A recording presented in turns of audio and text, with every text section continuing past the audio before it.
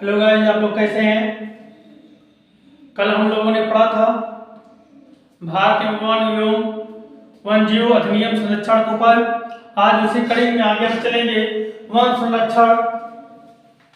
आज हमारा टॉपिक होगा वन संरक्षण। तो हम लोग भली भांति जानते हैं कि समय समय पर वनों के संरक्षण को लेकर कई आंदोलनकारियों ने, पर्यावरणविदों ने आंदोलन किए हैं, जिसमें एक उत्तराखंड के सुंदरलाल बहुगुणा जी थे, जिन्होंने टिहरी बांध से, हिमालय की टिहरी बांध से पेड़ वन को काटने, पेड़ पौधे के कटाव को रोक को लेकर एक आंदोलन शुरू किया था। और उस आंदोलन को शुरू करके उन्होंने उसमें कामयाबी भी पाई थी, इसलिए एक इसका नाम भी आया था चिपको आंदोलन। ये भी प्रश्न उठता है कि चिपको आंदोलन के जनक कौन थे, चिपको आंदोलन किसने शुरुआत किया था। तो आपको वहां पे विकल्पीय तौर पर आपको सुंदरलाल बहुगुणा लगा देंगे। अगर ये आ जाता है कि सुंदरलाल बहुगुणा कहाँ के थे, तो वो उत्तराखंड के रहने वाले थे। तो वहां के लोगों ने जो पेड़ के कटाव करते थे, तो बहुगुणा सुंदरलाल बहुगुणा और लोग मिलकर पेड़ों को चिपक जाते थे, पेड़ों को काटने नहीं देते थे, इसीलिए इसका नाम पड़ गया था चिपको आंदोलन। तो इसके साथ अब हम जानेंगे वन संरक्षण के उपाय।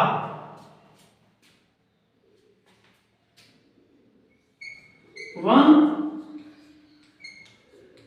संरक्षण के उपाय।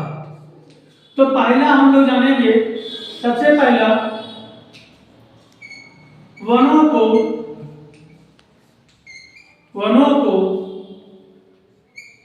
कटान से रोकना। यानी कि हम लोग देखते हैं कि गांव के स्तर या कहीं औद्योगिक निर्माण के लिए, कोयले के लिए इत्यादि अपने आवश्यकता के लिए हम वनों का अत्यधिक दोहन कर रहे हैं। तो हमको क्या करना है वन के संरक्षण के लिए? वनों को कटान से रोकना हुआ। अत्यधिक पेड़ पौधों का रोपण करना। यानी कि क्या करना है, वनों के कटान को रोक देना और साथ में अत्यधिक पेड़ पौधों को रोपण करना, लगाना है, जिससे हम ये दूसरा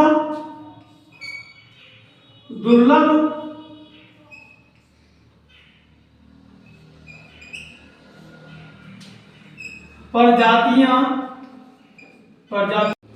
प्रजातियों एवं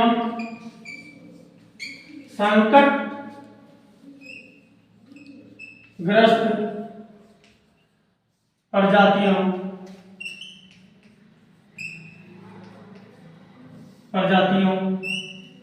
को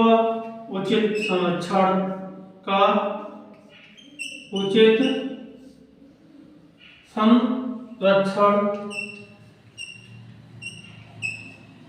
देना। यानी जो दुर्लभ प्रजाति है या संकटग्रस्त प्रजातियां हैं, उनको उचित संरक्षण देना। तीसरा,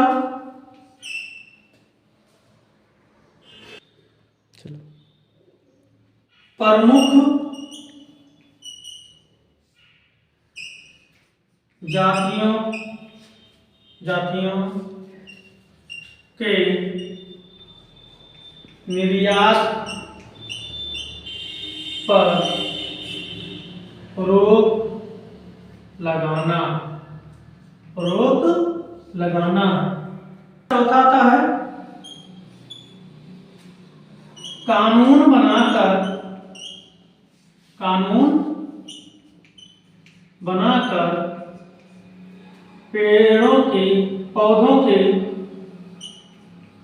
पौधों के आवासों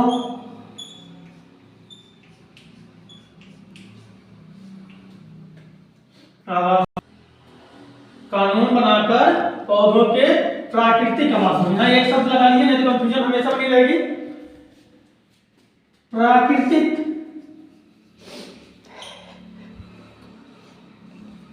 प्राकृतिक आवासों का दुरुपयोग को रोकना, का दुरुपयोग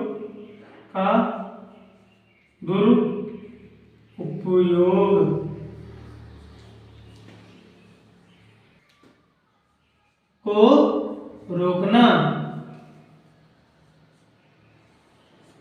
ये 4 पॉइंट हो गए हैं।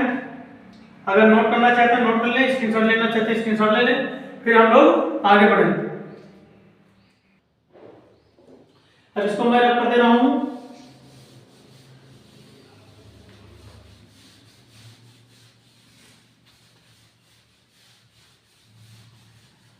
अब अगला पॉइंट लिखेंगे, यानी 5वां पॉइंट,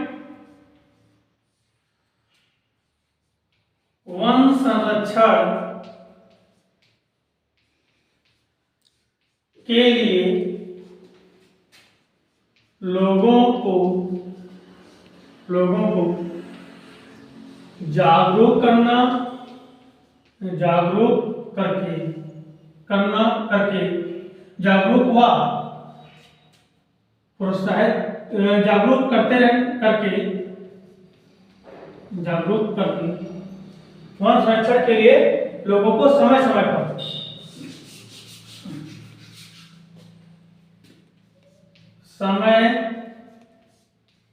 समय पर जागरूक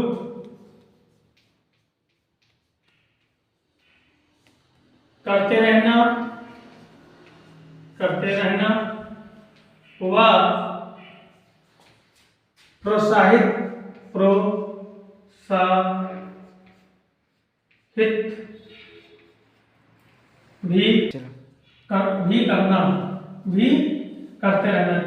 भी करते रहना चाहिए। तो ये हमारा क्या था, वन संरक्षण, और वन संरक्षण के बाद वन संरक्षण के उपाय थे ये, कि वन को हम कैसे संरक्षण करें, क्योंकि कभी कभी ये भी क्वेश्चन आ जाता है वन संरक्षण के उपाय किए। तो बहुत सरल तरीके से प्रयास किया हूँ आपको समझाने का, कि क्योंकि हम लोग गांव में देखते भी हैं। पहला पॉइंट जो हमने लिखा था कि लोग पेड़ पौधों की कटाई कर देते हैं, फिर उस लगाते कम है या लगा भी देते हैं तो उसको बचाते नहीं है, खाद उसकी देखभाल नहीं करते हैं। तो हमारे यहाँ पेड़ पौधों की कटाई होती रहती है, और हमारे यहाँ जो वन है वो धीरे धीरे अब सीमित होते जा रहे हैं। बहुत सारे भी हैं, लेकिन ये 5 पॉइंट हमारे हो गए। अब फिर आगे अगला टॉपिक,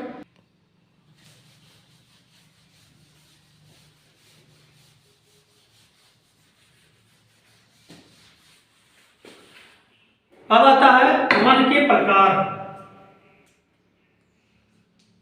वन के प्रकार, तो ये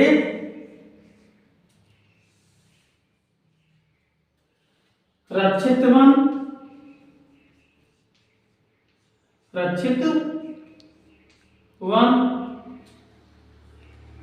आरक्षित वन,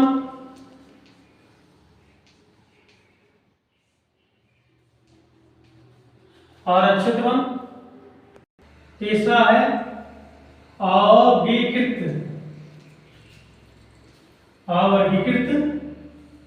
वन। यानी वन के कितने प्रकार, 3, रक्षित वन है, आरक्षित वन है और अवर्गीकृत वन है। तो रक्षित से आप समझ में आ जाते हैं, मोबाइल से भी लिख लाते हैं, तो उसमें एक अगर हिंदी में करेंगे तो उसमें लिखा आता है रक्षित करें, इंग्लिश में होता है तो सेव करें। या आप अगर हिंदी, जो लोग हिंदी में मोबाइल अपना कर सकते हैं, भाषा का लैंग्वेज चुन सकते हैं, तो हिंदी में हमारा रक्षित ही आता है, और अगर इंग्लिश में है तो उसकी जगह सेव आता है। आरक्षित उसी का उल्टा अपोजिट शब्द हो गया, यानी किसी को हम जब सेव कर रहे हैं या हम सेव ना करें। और इसको वर्गीकृत, अवर्गीकृत मतलब हम उसको किसी में वर्गीकृत नहीं कर सकते हैं। तो आइए थोड़ा थोड़ा हम तीनों के बारे में जान लेते हैं।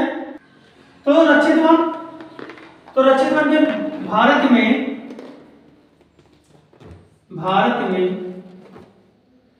कुल 1/3 1/3 वन क्षेत्र है। इनके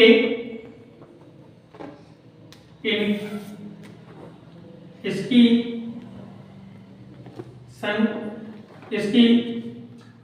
क्या कहते हैं, वन क्षेत्र है। एक मिनट। वन और अधिक न घट जाए, और अधिक न घट जाए, इसके लिए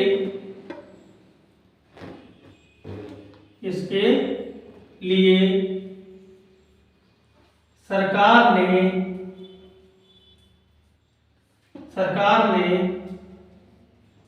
संरक्षण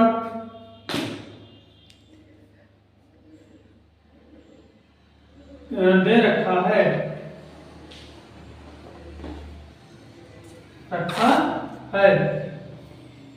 इसमें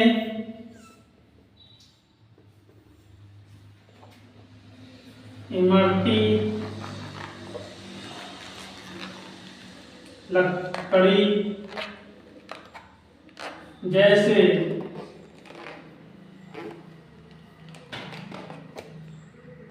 चंदन, साखू आदि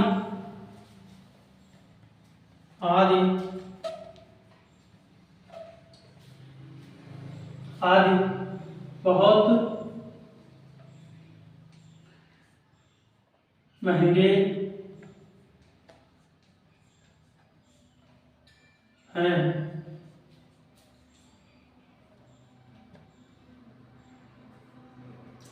यानी कि भारत में कुल 1/3 वन क्षेत्र है। वन और अधिक न घट जाए, इसके लिए सरकार ने संरक्षण दे रखा है। इसमें इमरती लकड़ी जैसे चंदन, साखू आदि बहुत महंगे होते हैं, और इससे बहुत अच्छे उत्पाद तैयार किए जाते हैं वनों के विकास से। तो इसीलिए सरकार ने इसको संरक्षण दे रखा है। अब हमारा दूसरा आता है असंरक्षित वन। आरक्षित वन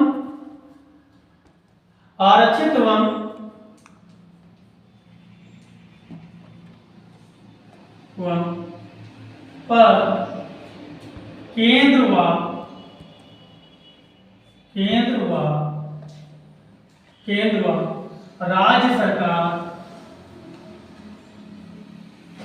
राज्य यहाँ पे केंद्र व राज्य सरकार का पूर्ण नियंत्रण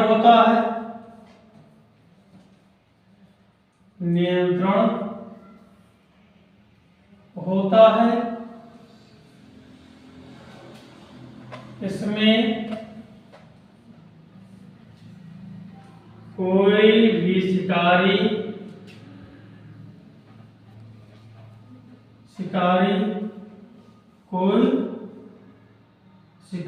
व वन नहीं काट सकता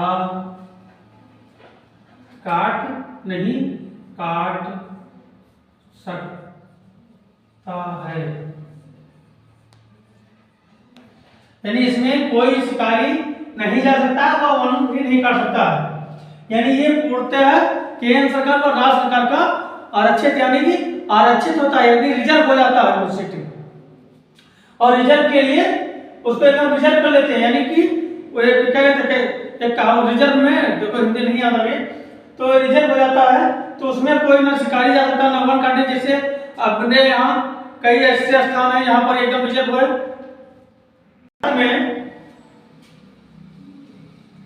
भारत में आधे से अधिक वनों को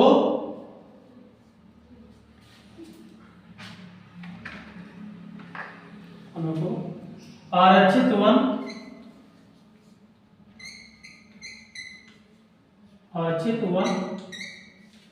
घोषित किया गया है।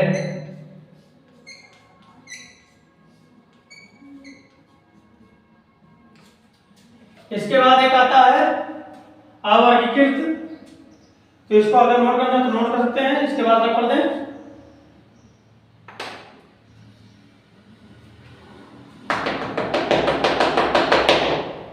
तो इसको रख कर दे रहे हैं।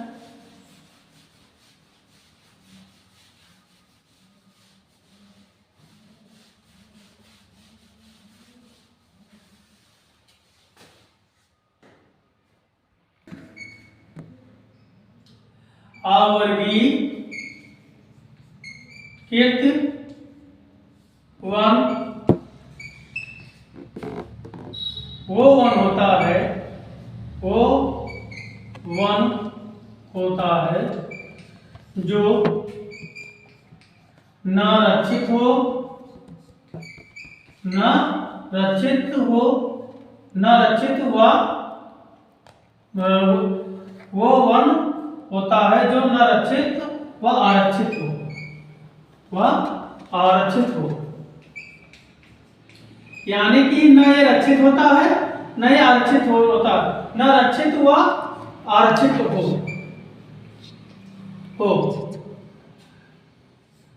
बंजर भूमि, बंजर भूमि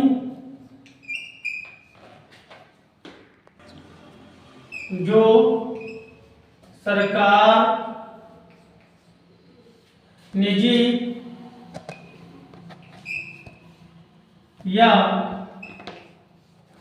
समुदाय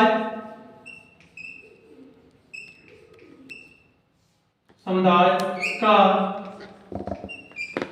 स्वामित्व हो।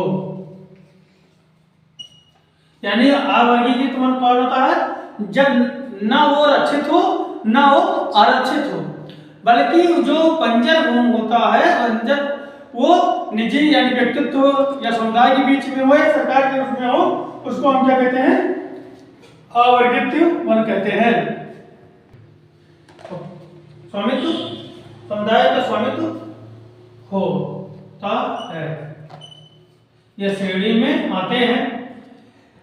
आज का ये चैप्टर हमारा यही समाप्त होता है। यानी ये हमारा जो चैप्टर चल रहा था वन एवं वन जीव संसाधन, ये हमारा चैप्टर समाप्त हुआ।